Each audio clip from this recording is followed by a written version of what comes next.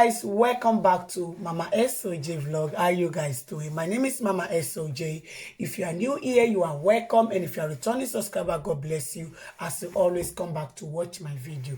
My people not be smart, or your people don't quite come outside say Governor Seyi Makinde won't demolish 140 house. My people no be smart, they thought say the land no be for government, so no be for government, say but Governor Seyi Makinde just wake up one day, say just carry caterpillar come, say they won't come destroy all the house wey be say dey for that area, wey be say now 140 houses, my people.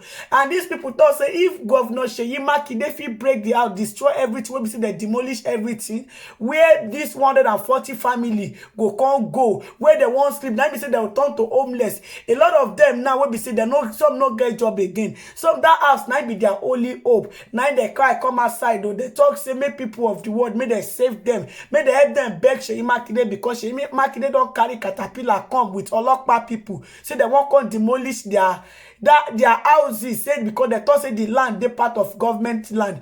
And they say when Ajimobi dey, say the Ajimobi know say that land no be for government, no be government land, say na for them. Say government land, they put somebody wey be say they take divider from government land. Government people know their own land. They use somebody take do boundary between them and government land. He said when Seyi Makinde can't enter now, Seyi Makinde carry caterpillar come, say he won't just come out all the house of 140 houses. Say he just won't carry 140 houses. Say he just won't break everything down, destroy everything. Say Seyi Makinde no be say he build one place for them, say me they toss, say me they go. No, he just won't break everything. Say Seyi Makinde no even think say they get children. Seyi Makinde no even think say many of them no go fit work, even build another house again. Many of them don't old. And now Seyi Makinde won't come break the house when we say they build, when we say Seyi Makinde come they talk say now government land, when we say Seyi Makinde know say all the paper of the house they get them. My people, make a live on, make on watch the video, make on for understand what in the apple for you, my people. No be smart,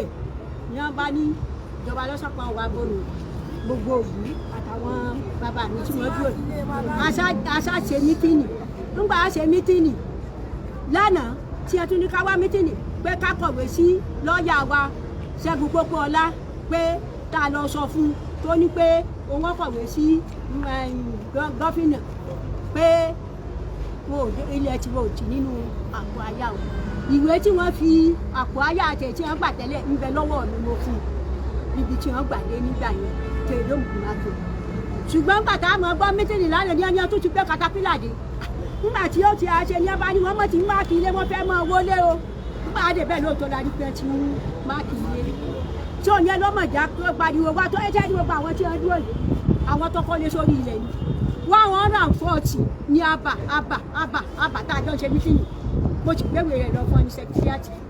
ẹ gbà pé ìjọba gba rẹ̀ lóòótọ́ ṣùgbọ́n kò gbàdé bíi ti yín.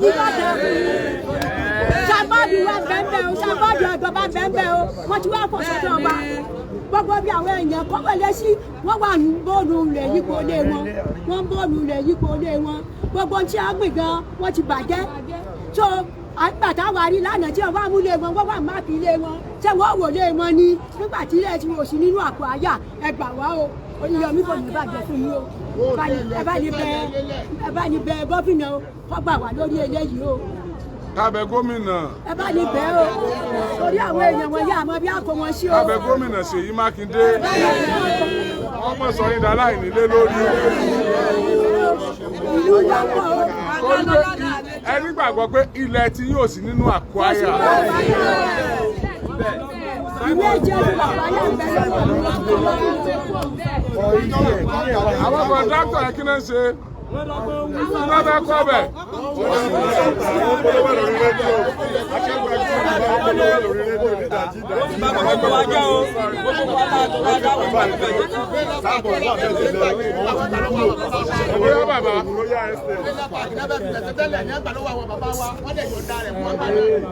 wọ́n dẹ̀ fún wọn ní nǹkan gbàmábìnú nígbà yẹn pẹ̀lú lọ́wọ́lọ́wọ́ ìjẹ́ bí wọ́n tó wà ní adékúnlé lè mí jẹ́ láti Sunbari local government. Ọ̀rọ̀ tá a bá wá náà ni pé àdédé la kàsá rí pé lẹ́nu bí ilẹ̀ tí wọ́n mú tí gbogbo òlù fún wọn àkàrí pé wọ́n fò kọjá níbi tí gbogbo àwọn èèyàn wá kọ́lé sí àkàsá rí pé wọ́n ń bòrò àsìgbọ́jú kí ló ṣẹlẹ̀ o wọ́n ní táàbà ti tàǹbà wọn lọ tẹ àwọn ọlọ́run ẹnìkan ọ̀tá wọn láwọn ò ní tàǹbà lé ẹnìkankan oníkálukú wọn ń wò wọ́n ran ṣùgbọ́n wọ́n wá ń bá wa nígbà wọn sọ fún báwọn tàǹbà lé ẹjẹ́ ẹgbọ́n wò wọ́n náà ọ̀run wó bọ̀ á sàmùbí tí ó wò sí nígbà tó di pé ẹnìkan lè yẹrí ẹ̀jẹ̀ kò dé nígbà wọn sáà di pé àwọn àdè bẹ́ẹ̀ ló tọ́ àwọn ṣe mítìnì lánàá ìyún community bí a ti ṣe mítìnì lánàá ni wọ́n bá tó pé ká wá lọ wo wọ́n ti má kìlí àwọn wo wíwó bó ṣé ló tẹ́ pé oníkálukú roko ọ̀rọ̀ àrù tẹ́ fi kọ́ tíjọba ọgbà wọn ṣiṣẹ́ tí ẹni wọ́n tó wó ilé yín a jẹ́ pé ó yẹ ká lọ bí abẹ́jọba ni báàkì bò sí ni a ṣàṣe kankan gbogbo tí wọ́n bá fẹ́ fi àṣe wọ́n wá yẹ pé wọ́n fẹ́ ká máa ṣe báárà jẹun ìní bá fẹ́ tí wọ́n bá ti rà bí tí wọ́n bá ti pinnu pé àwọn fẹ́ máa fún wa ní táàmù ẹ̀ná táàmù lò tí wọ́n bá lè ṣèwé rẹ̀ fún wa kò sí tó bá di o ṣùgbọ́n ibi wọ́n bọ́ sí àtàlẹ́bẹ̀ fún wa o ìjọba ò sì mú o ìjọba ò sì gbà. bẹ́ẹ̀ ni ẹnu ládọjà mú gan ní circular road ẹnìkan kò tàǹbà bẹ́ẹ̀ o. ètò túmọ̀ sí pé ìgbàgbọ́ wa ni pé àwọn tí wọ́n jẹ́ developer tí wọ́n fẹ́ ṣiṣẹ́ ń bẹ̀ àwọn ni wọ́n kọjá àlà ìjọba àwọn ni wọ́n kojú kòkòrò bọ̀.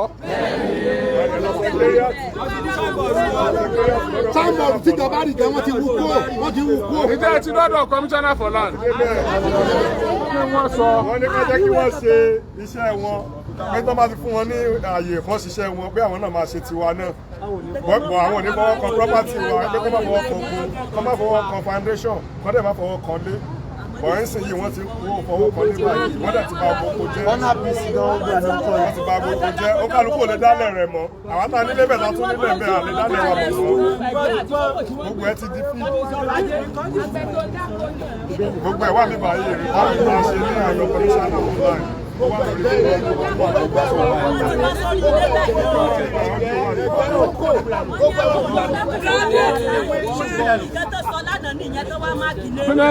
Wọ́n ní ká kúrò ní inú ilé pé ìjọba sọ pé ká kúrò ní ibi kò fẹ́ lólẹ̀. Ẹ̀tọ́ bá ń lé ní. Èmi ni wọ́n láti wọ́n ti nọ́mbà lébọ̀ inú ilé lèmi ìfún mo fẹ́ káṣírì ni bí mo ṣe rí wọn tọ́dé mo wá bọ́ ọ̀tà mo ní kí ló ṣẹlẹ̀ kí ni tẹ̀ ń bọ̀ yìí wọ́n ní ìjọba sọ pé ká kúrò lórí ilẹ̀ mo ní nínú ilé ó ní ká kúrò ní ilé pé ìjọba fẹ́ lólẹ̀.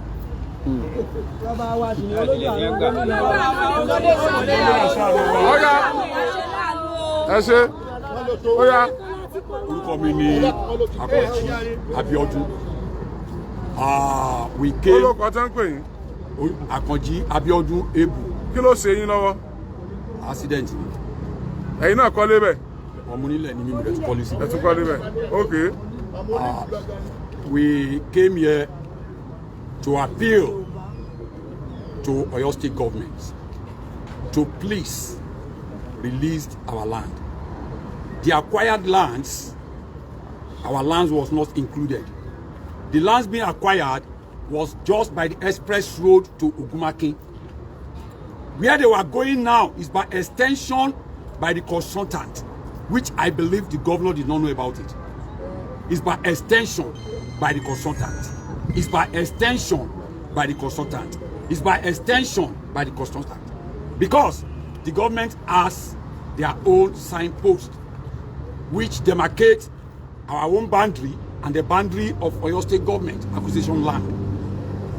And when this started in a month ago, we went there to tell them where you are clearing is not government land.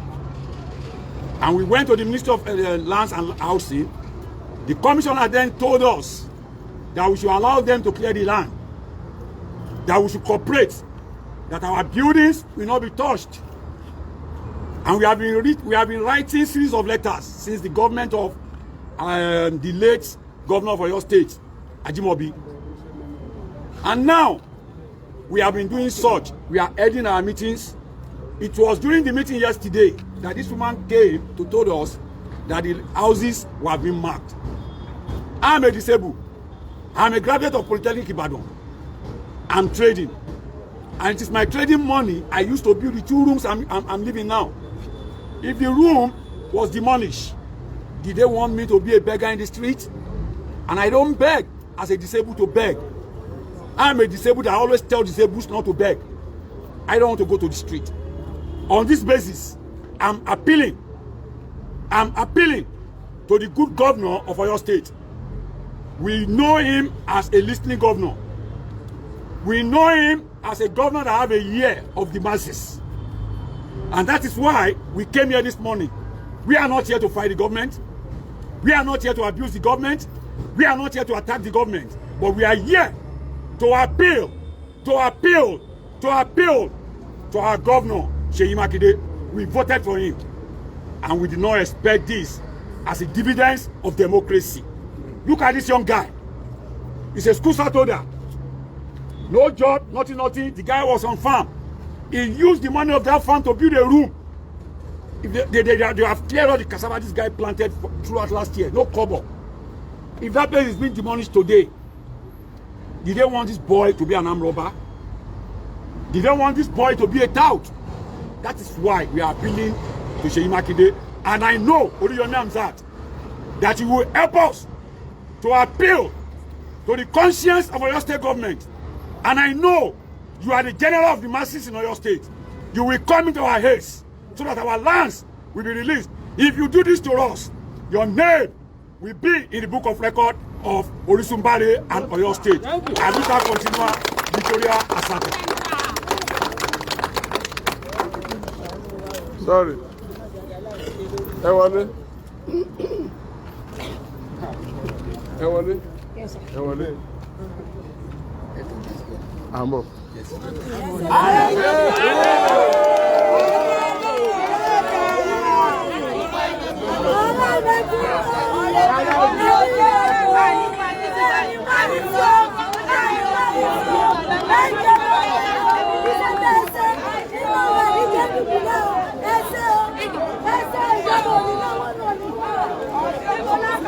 Akuru.